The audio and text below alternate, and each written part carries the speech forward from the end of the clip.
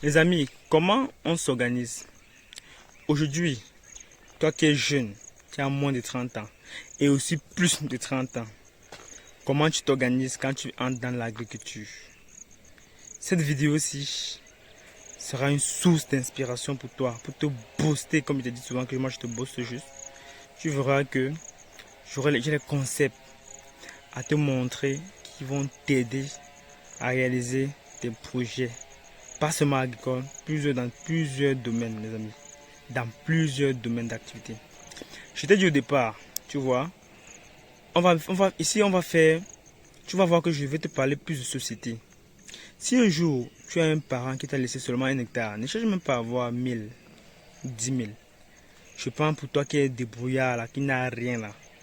Je te laisse 1 hectare. Dis-toi que 1 hectare là c'est une société. Je vous ai tout dit ça au départ. Prenez l'agriculture comme une société, un champ. Le champ c'est le terrain. Dans le bilan dans le bilan d'une entreprise, vous allez voir que le terrain est son actif phare dans le bilan d'une entreprise, les amis. Le terrain, c'est son actif phare. Parce que c'est la plupart dans le terrain, dans le terrain, la plupart, c'est souvent où sont logés les bureaux ou la direction générale d'une entreprise. Donc prends ton terrain, ton champ comme ta direction générale. On appelle ça, les anglophones appellent ça head office. Voilà. Je pense que c'est head office, je pense. Prends le champ comme une entreprise. Si tu prends le champ comme une entreprise, tu vas évoluer comment? Une entreprise grandit parce qu'elle est bien organisée. Quand un personnel blague, il ne fait pas, on le licencie. Quand les moyens ne vont pas, on demande un financement. Quand on ne peut pas, on réappose un champ. Donc tout est contrôlé. Une entreprise a les charges, elle a les produits, elle a un capital, elle a les réserves, elle a le report à nouveau, elle a les dettes fournisseurs, elle a les dettes à court terme, elle a les dettes à long, à moyen terme. Une entreprise a besoin de ça. Une entreprise elle a besoin encore de quoi? Dans son actif, elle a besoin du terrain. Elle a besoin de l'argent, de la liquidité, les amis. Elle a besoin des immobilisations. Si on a une moto, une voiture, il y a plusieurs planteurs aujourd'hui qui ont les motos, mais ils ne savent pas qu'ils ont une entreprise. La moto, ça fait partie dans les immobilisations de cette entreprise-là. Tu as une moto, tu as un terrain, tu as un peu d'argent, tu as les dettes fournisseurs. Tu peux même que tu n'as pas les dettes fournisseurs, que tu as même un crédit à la banque que tu vas mettre dans ton passif. Les amis, ça, ce sont les agrégats d'un bilan. Prends ton champ comme un bilan. Si tu ne prends pas ton champ comme un bilan, tu auras les difficultés. Prends le champ comme un bilan. Tu prends 1 hectare. Moi, j'ai juste besoin d'1 hectare pour sortir de la misère. De 1 hectare, je vais couper ça en 4 en fonction de mes moyens, de mes entrées. Je vous ai dit ça. En 4, je prends 4 hectares. En 4 ans, je suis bien. J'ai terminé. Je me sacrifie. Tout ce que je gagne, je cherche d'abord à travailler pour quelqu'un, un patron. Je change mon temps. Si peut-être une journée à 8 heures du temps, je lui donne mes 8 heures. Toute la journée, toute la semaine. Le samedi, dimanche, je consacre ça pour moi. Je m'en vais dans mon quart d'hectare. Je laisse les autres 3 quarts de côté. Je travaille sur un quart. Je commence à mettre seulement mes plantains, les amis. Ou la papaye. Vous avez vu comment ils sont fait 150 mètres carrés de terrain. Vous pensez que vous montrez les 150 mètres carrés de terrain, vous pensez que je plaisante seulement, ou ce que je me vante seulement, que je connais cultiver. Savoir cultiver, c'est une chose. Il y a ce qui dépasse ça. Gérer ça. Gérer cet argent. Quand vous montez 150 mètres carrés, c'est pour vous dire que vous-même aussi, vous pouvez commencer petit et vous arrivez grand. Les 150 mètres carrés, chaque semaine, ça va me donner au minimum 15 000 francs. C'est ça, mon revenu provisionnel là-bas.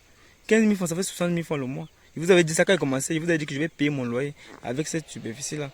Pourquoi? Parce que l'argent qui devait sortir pour payer le loyer, il ne doit plus sortir ça. Je prends maintenant l'argent dans le terrain du bailleur pour payer sa maison.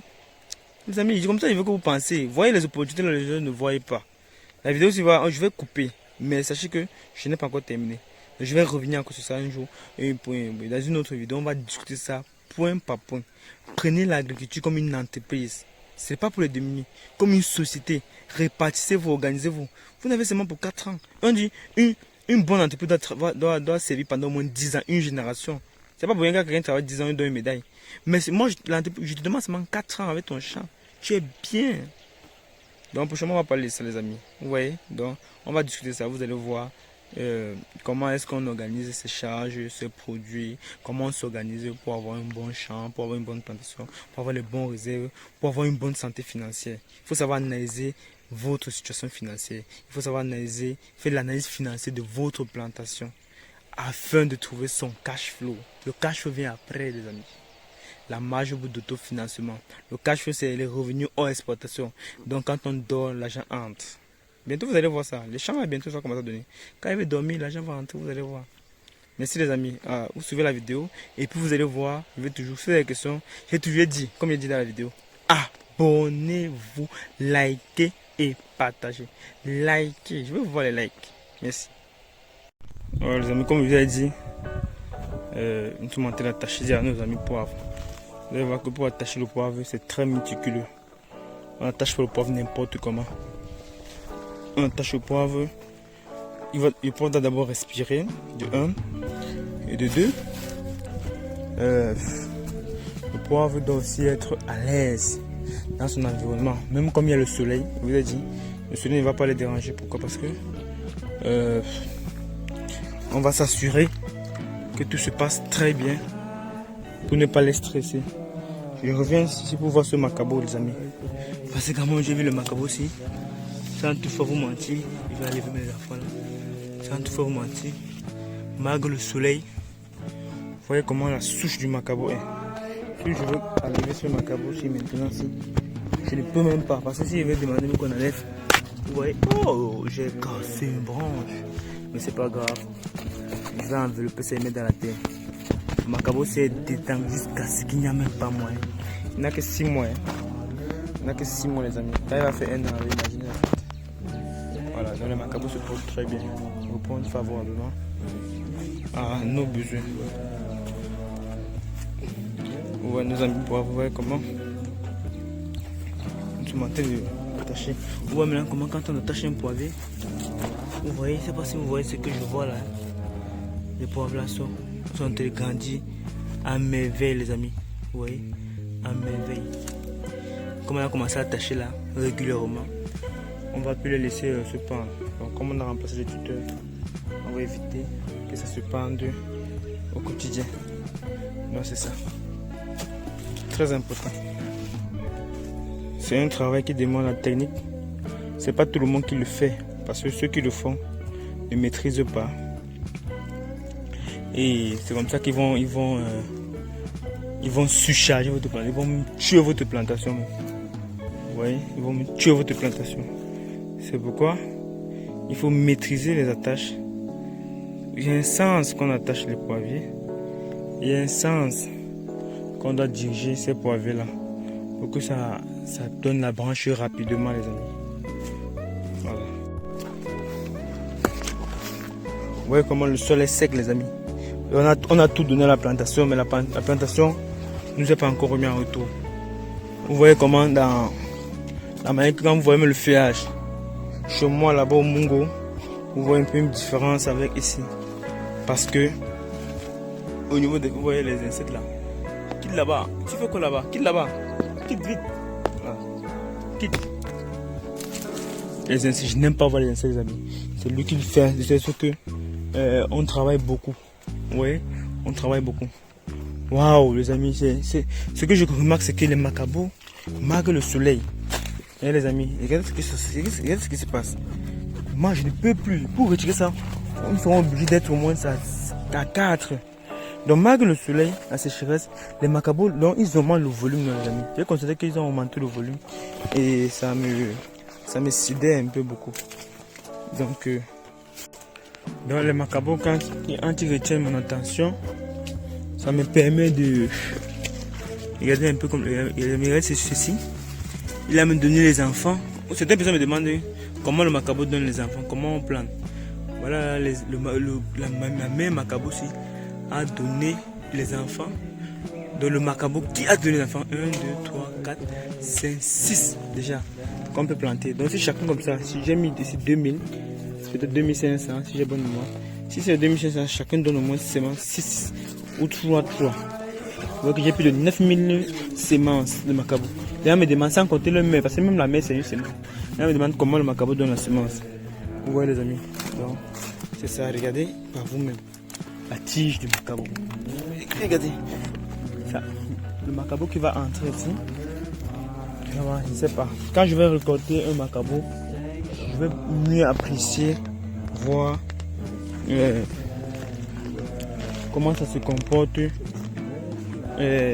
Comme ça là, je vais pouvoir changer de formule s'il y a le besoin. Donc, en fonction de la récolte, j'aurai une idée un peu plus poussée. Vous voyez les amis. Donc, en gros, la plantation se porte bien.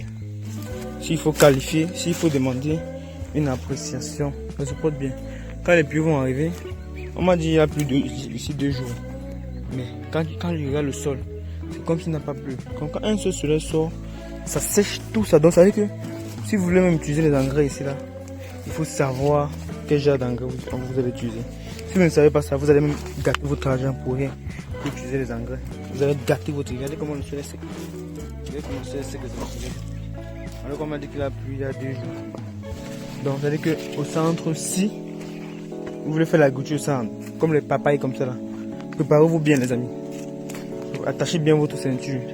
Il faut savoir comment utiliser les engrais. Si vous ne savez pas comment utiliser les engrais, les faire utiliser, ça va vraiment vous taper au sol. Je passe en connaissance de cause. Vous voyez les amis, regardez, voir. Vous voyez comment on devrait avoir une production un peu plus améliorée. Mais vous voyez, voilà ça, voilà, depuis que j'ai mis les engrais, depuis combien, ça fait la semaine passée, ça fait plus de 2 semaines, c'est toujours là. Mais il a plus de 2 jours, ça ne descend pas. Vous pouvez analyser ça quoi, les amis. Vous pouvez analyser que c'est quoi. Donc, il faut bien se préparer quand on veut faire dans la culture, ici surtout au centre. Je vais voir ce macabo aussi.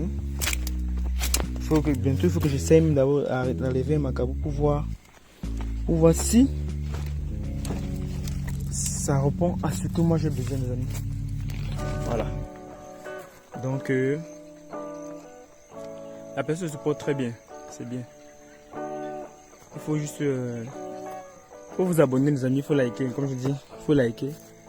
Il faut qu'on avance ensemble. Oui les amis, il faut qu'on avance ensemble. C'est très bon. Regardez ici, c'est mis 2. Un macabo blanc et un macabo rouge. J'ai couplé. J'ai creusé un gros trou. Je voulais voir ce que ça devait donner. Et regardez, le macabo blanc a dominé le macabo rouge. Vous savez pourquoi? Parce que le macabo rouge lui grandit très très lentement. Mais c'est bon, c'est une bonne expérience les amis. Voilà. Bon. À une autre vidéo. Toujours pour montrer le contenu de qualité des amis. Merci et ciao.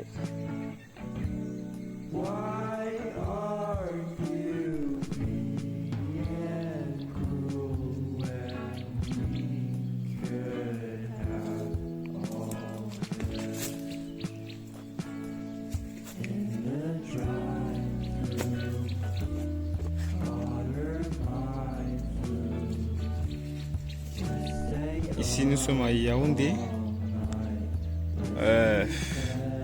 dans notre triphasé de papaye, macabo et poivre. La vraie magie, c'est le travail et l'agriculture est la base de l'économie camerounaise, mes amis.